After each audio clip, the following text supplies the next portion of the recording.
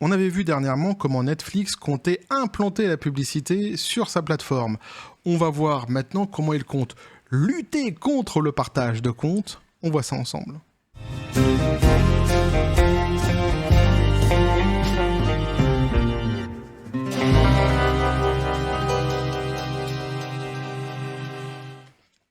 Et pour tout vous dire, je comptais faire cette petite vidéo, ce petit sujet, bien avant dans la semaine, mais je n'ai pas eu le temps. Les travaux se faisant, pour ceux qui me suivent, vous savez que je suis en plein travaux.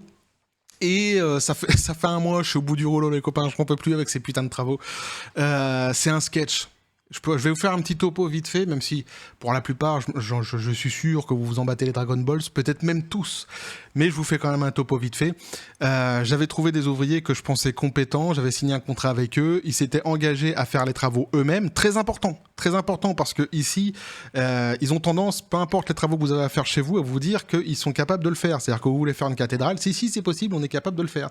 Sauf qu'après, en fait, vous vous rendez compte qu'ils font appel à des sociétés sous-traitantes, et c'est pas eux du tout, eux ils glandent que dalle, et ils prennent le billet à côté. Chose que moi j'aurais pu faire, c'est-à-dire trouver des sociétés compétentes dans des domaines spécifiques, sans avoir besoin de passer par, de donner un billet à cette personne-ci.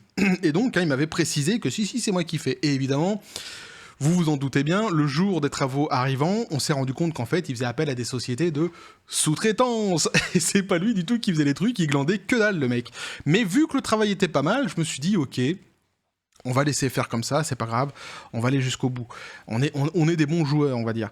Et je lui fais quand même remarquer, je lui dis, il y a quand même une petite garlousette dans l'histoire, l'ami, là, parce que c'est quand même pas toi qui travaille, finalement, quoi. Et il me dit, non, mais vous inquiétez pas, c'est parce qu'en fait, moi, ma spécialité, c'est les toits. Et ça tombe bien, parce que comme je faisais une petite extension à côté de la maison, forcément, à un moment donné, il y aura un toit. Et le jour du toit arrive, le jour où c'est son travail à lui, donc tous les autres ouvriers se barrent. Et là, tu te dis, c'est génial, c'est bon, ça va finir rapidement, et non. Je suis tombé sur le numéro bis, les copains. Il n'y avait pas une porte au plafond, mais c'est quasiment ça. C'est-à-dire, à un moment donné, je sors, je vois le toit qui est fait, il est posé, le toit, et il sortait de 50 cm chez le voisin. Je lui dis, je regarde le truc, je fais, mais il sort pas d'un petit peu de 50 cm, le toit, quand même? Et le mec, il me répond, si, mais c'est bien, c'est comme ça, la pluie, quand elle va tomber, elle tombera pas chez vous. Bah, tu m'étonnes! Elle tombe chez le voisin, sur une terre qui ne m'appartient pas. Donc forcément, je l'ai dégagé, j'ai trouvé d'autres ouvriers pour finir les travaux du mec et pour en continuer quelques-uns derrière. Donc c'est pour ça que ça prend autant de temps, les travaux à la maison. Maintenant, vous savez tout, même si je suis sûr que vous vous en battez les Pokéballs, je vous l'aurais dit. Vous voyez, comme ça, je ne vous cache rien. On revient donc à nos moutons, et plus précisément donc à notre Netflix, qui cette fois-ci nous donne sa feuille de route quant à sa lutte contre le partage des comptes. Et on avait vu pour la publicité qu'il ferait payer les abonnés qui restent. Cette fois-ci, est-ce qu'ils vont épargner les abonnés? Le suspense est intenable. Alors on voit ça ensemble, on nous dit donc comment Netflix veut vous empêcher de partager gratuitement votre compte. Netflix étend son expérimentation des luttes contre le partage de comptes dans 5 pays d'Amérique latine. L'occasion d'en apprendre un peu plus sur les armes que compte employer la plateforme pour endiguer le phénomène. D'ailleurs, c'est rigolo.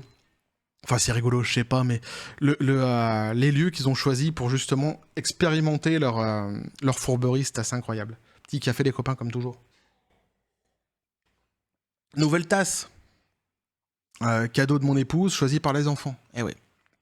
Ils s'en foutaient aussi sans doute, mais je vous le dis, puisque je ne vous cache plus rien. Je vous cache jamais rien, de toute façon. Bref, si, quand même. J'ai mon petit jardin secret. Là, je suis con. Donc, on nous dit donc Netflix poursuit ses expérimentations visant à mettre un terme de partage au partage des comptes, entre utilisateurs ne vivant pas sous le même toit. Après le Pérou, le Chili et le Costa Rica en mars dernier, c'est au tour de l'Argentine, du Guatemala, du Honduras, de la République dominicaine et du Salvador de rejoindre l'expérience. Ouais, le 22 août, ils sont contents, je suis sûr. Mais c'est marrant parce que vous voyez, ils ont pas essayé ça en Allemagne, en Hollande, en Angleterre, en France, en Italie.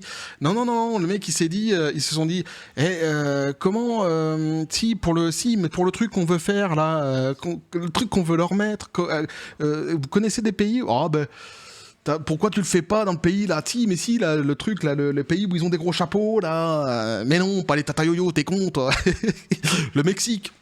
Et ils ont choisi évidemment donc à tous les pays d'Amérique latine. Je trouve ça assez révélateur en fait. Pathétique, c'est vrai, mais révélateur surtout en fait de. Alors ils vont dire non, mais faut pas discriminer. Pourquoi tu dis ça? Oui, oui, c'est un hasard. C'est le calendrier qui voulait ça, et puis on aime bien les tacos. Bref, je trouve ça quand même assez pathétique. Donc on nous dit donc des mesures, donc Salvador, machin, 22 août, on en était là. Des mesures donc de test avant la probable mise en place d'un dispositif similaire au niveau mondial. Et je suis sûr que t'es impatient. Chez toi, tu trépignes d'impatience, bah ça arrive. Ça arrive, t'inquiète pas. Alors, à cette occasion, donc, en s'appuyant sur les mises à jour de la section aide de certains pays, on en a appris un peu plus sur les modalités du nouveau système. Les abonnés concernés sont invités à payer. Et oui, encore une fois, c'est magnifique, hein, c'est génial. Alors, des frais supplémentaires, environ 3 € pour chaque appareil utilisé. Plus de 2 semaines dans un autre foyer que le leur. Ils se foutent de la gueule du monde, mais ils se foutent de la gueule du monde, c'est incroyable. Ils en ont rien à taper, les consommateurs. Ils en ont rien à taper, c'est juste des portefeuilles sur pattes.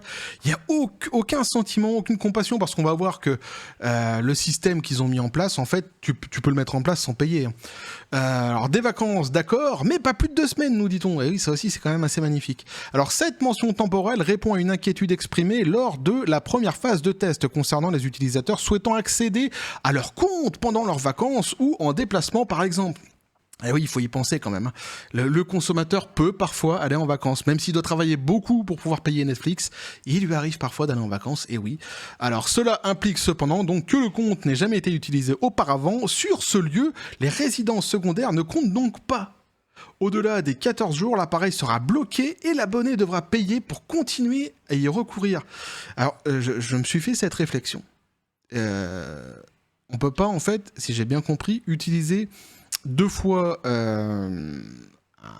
dans des lieux similaires. Par exemple, alors attendez, si j'ai bien compris, on n'a jamais utilisé auparavant sur ces deux. Alors les résidences secondaires ne sont donc pas.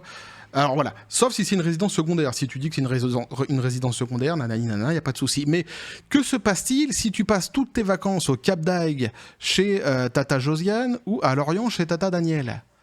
C'est-à-dire que la première fois que tu y vas, tu peux utiliser ton compte, mais la deuxième fois, tu peux plus. parce que bah non, ça fait 2 fois le même lieu, donc bah non. Alors autre restriction, c'est une vraie réflexion que je me suis fait. Hein. Autre restriction donc qui a son importance, on ne pourra ajouter qu'un foyer supplémentaire si l'on bénéficie du compte de base, 2 avec un abonnement standard et jusqu'à 3 avec une formule premium. Netflix sera évidemment en mesure de repérer ou utiliser votre compte et éventuellement d'en restreindre l'accès.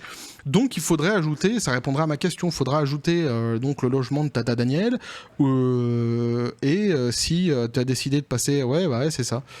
À la limite, il faudra ajouter le foyer de Tata Daniel, il faudra payer, il faudra passer par la case portefeuille. C'est incroyable, moi je trouve ça fou quoi. Je rigole, hein, je fais ça avec humour quand même. Mais même si j'ai pas avalé un clown, hein.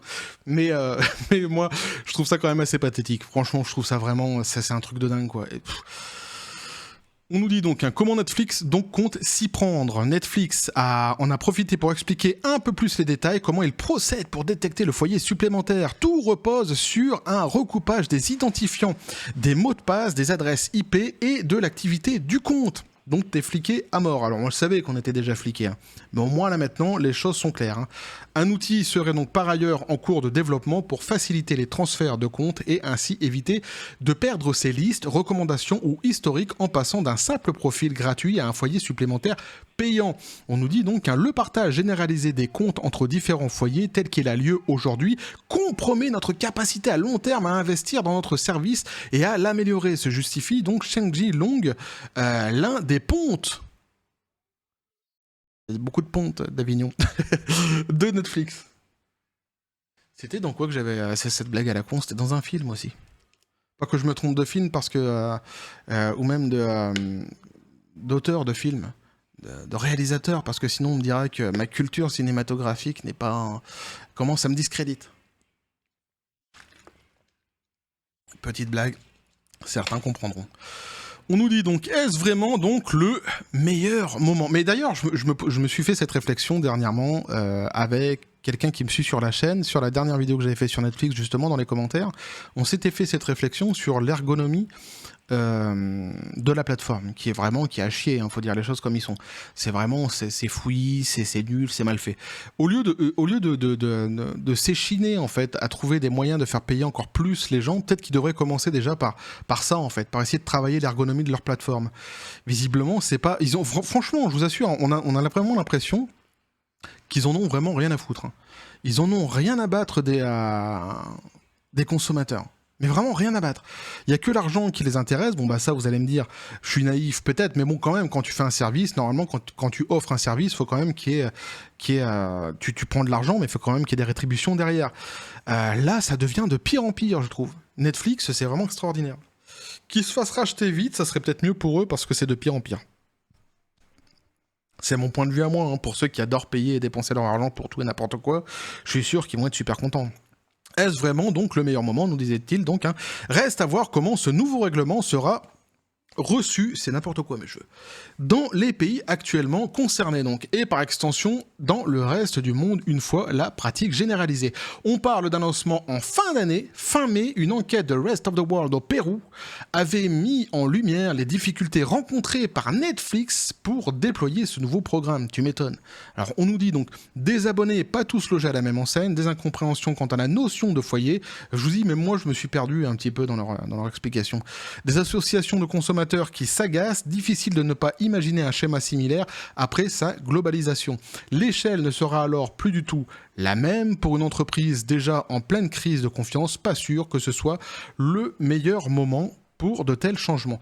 Et j'avais couplé ça donc avec un autre article qui nous parlait du million d'abonnés que Netflix avait perdu. Alors, c'est marrant parce qu'ils sont toujours en fait à expliquer qu'ils vont faire payer plus parce que en fait à chaque fois c'est pour nous, c'est aussi beaucoup pour eux, mais aussi pour la qualité du service, etc., etc.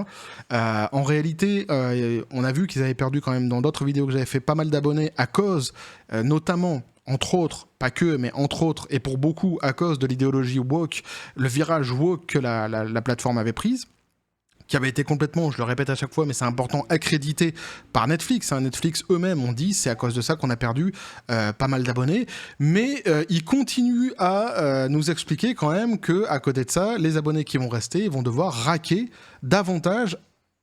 Au lieu de, vous comprenez l'histoire, au lieu d'essayer de redorer leur blason, j'ai envie de dire, ils font raquer ceux qui restent. Je trouve ça quand même assez hallucinant.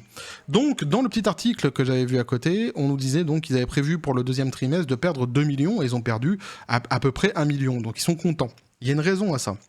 Donc Netflix disait « La croissance de nos revenus a considérablement ralenti, comme le montrent nos résultats et nos prévisions ci-dessous. Le streaming l'emporte sur le linéaire, comme nous l'avions prédit, et les titres Netflix sont très populaires dans le monde. Cependant, notre taux de pénétration de foyers relativement élevé, si l'on tient compte du grand nombre de foyers partageant des comptes, combiné à la concurrence, crée des vents contraires à la croissance des revenus. » Donc il y a... Mordicus, il continue à dire que de toute façon, on verra de toute façon si c'est vraiment le partage de comptes qui leur faisait si mal que ça, mais ils continuent en tous les cas, eux, à nous vendre ça. Et ils nous disent que les titres Netflix sont ceux qui cartonnent le plus. Alors, il y a un petit piège, une petite tricherie là-dedans. Ce ne sont pas les séries, à proprement dites, estampillées Netflix. En tout cas, ce ne sont pas toutes les séries estampillées Netflix qui cartonnent, ni tous les programmes estampillés Netflix. Il y a beaucoup de programmes dits, on va dire, de variété, cuisine, tout ça, qui sont estampillés Netflix, qui cartonnent vraiment mondialement, et qui tient la baraque, on va dire, et certaines grosses séries. Mais c'est pour ça qu'il faut un petit peu édulcorer leurs propos, parce que quand on les lit, on a l'impression que tout ce que Netflix fait, c'est super. Donc, on nous dit encore à côté, le gros coup de pouce du Covid au streaming a masqué le tableau jusqu'à récemment, alors que nous nous efforçons de réactiver la croissance de nos revenus en améliorant notre service et en monétisant plus efficacement le partage entre plusieurs foyers. C'est exactement ce que je vous disais avant. C'est-à-dire qu'en fait, tout ce qu'ils font là, c'est pour toi. C'est parce que nous, on comprend pas. Parce qu'on n'a pas le cerveau, on peut pas comprendre. Mais eux, ils te le disent, c'est pour toi. Donc paye parce que c'est pour toi. Mais réfléchis pas, tu fais. Alors nous maintiendrons donc notre marge d'exploitation à environ 20%. Donc ils comptent pas déjà faire baisser leurs bénéfices propres et ils comptent en plus en rajouter un petit peu à côté. Alors on nous dit après, si le bilan n'est pas incroyable, les dirigeants de Netflix semblent tout de même avoir réussi à limiter la casse et pour cela, il faut surtout remercier la dernière saison parue de Stranger Things, il semblerait, nous disait-il. Donc vous voyez, en fait, ils ont réussi à limiter la casse, il y a effectivement 2 raisons à ça. Stranger Things est une des plus grosses raisons au fait d'avoir réussi à ouvrir un parachute concernant la perte des abonnés que Netflix avait. Il y a aussi la communication, c'est-à-dire qu'ils ont décidé d'arrêter de communiquer en masse sur l'implantation de la publicité qu'ils avaient commencé à faire tout au début. Tout d'un coup, je ne sais pas si vous avez remarqué, il y a eu une espèce de coupure où ils ont arrêté. Alors, il y a eu évidemment, on l'a vu dans la dernière vidéo, le fait qu'ils aient parlé avec Microsoft et qu'ils ont décidé de laisser la gestion de la publicité sur la plateforme à Microsoft. Alors, les pourparlers, évidemment, ont fait qu'on a eu moins de communication autour de ça aussi. Mais ils ont quand même très largement arrêté en fait de parler de ça et de la manière surtout dont ils allaient l'implanter. Pourquoi ? Parce que évidemment à chaque fois c'est au détriment du consommateur. Et ça, alors le Stranger Things et ça cumulé, la communication a fait qu'ils ont réussi à freiner une partie de la perte de leurs abonnés. Maintenant, on verra par la suite ce qu'il en sera vraiment, puisque de toute façon, ils vont continuer, ils ont une feuille de route qu'ils suivent. Disent-ils, c'est à cause, notamment et surtout pour eux, du partage de comptes et de la concurrence, qu'ils perdent beaucoup d'abonnés. Même si on avait vu en sous-texte que dans d'autres vidéos, on avait vu que dans d'autres articles, ils admettaient que le virage qu'ils avaient pris idéologique en était en grande partie responsable, on voit quand même que dans la communication, ils tentent à chaque fois d'évincer ce sujet-là, ce problème-là, et de revenir uniquement à chaque fois sur pour moi, ce qui sont des épiphénomènes, c'est-à-dire le partage de comptes et la concurrence. C'est pas quelque chose normalement qui peut te faire perdre des millions et des millions d'abonnés comme il se passe actuellement avec Netflix. Bref, voilà ce que je pouvais vous dire là-dessus les copains. On voit que une fois de plus, eh bien, ce seront les consommateurs qui vont raquer, ce sera ceux qui vont rester sur la plateforme, puisque l'idée de vouloir récupérer les consommateurs qui sont partis visiblement n'est toujours pas envisagée par Netflix. Ils sont toujours sur leur feuille de route de vouloir faire payer davantage ceux qui restent pour pouvoir récupérer les billes qu'ils ont perdues avec les abonnés qui se sont barrés. Donc on verra si leur stratégie elle est payante. En tous les cas, maintenant, on est un petit peu plus éclairé là-dessus. On sait dans quel pays aussi ils sont en train de tester tout ça. Et on sait qu'ils ont pour idée de rapidement le faire venir chez nous, en France et en Europe, plus particulièrement en Occident. Bref, voilà ce que je pouvais vous dire là-dessus les copains. N'hésitez pas à me dire ce que vous en pensez dans les commentaires, à vous abonner si le contenu vous a plu, à activer la petite cloche pour les prochaines notifications, à balancer un like, à partager la vidéo. Vous avez mon Twitter, mon Facebook qui sont dans la description des vidéos. N'hésitez pas à venir me rejoindre sur les réseaux sociaux. Sur ce les copains, je vous dis toujours à la John Spartan. Et félicité. Et dites-moi vraiment où vous en êtes, vous, avec Netflix. Est-ce que vous comptez y rester ou est-ce que, à un moment donné, si ça devient comme ça, vous allez vraiment vous barrer ? Ça m'intéresse vraiment. Et que la force soit avec vous.